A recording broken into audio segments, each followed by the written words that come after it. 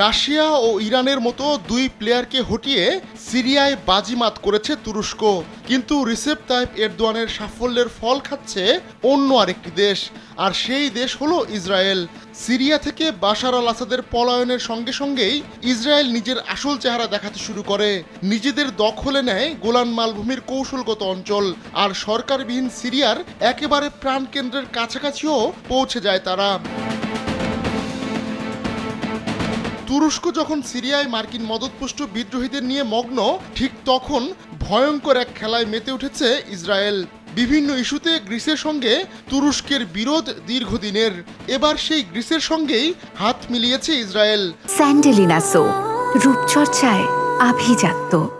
সম্প্রতি গ্রিস ও ইসরায়েল একটি দ্বিপাক্ষিক চুক্তি সই করেছে।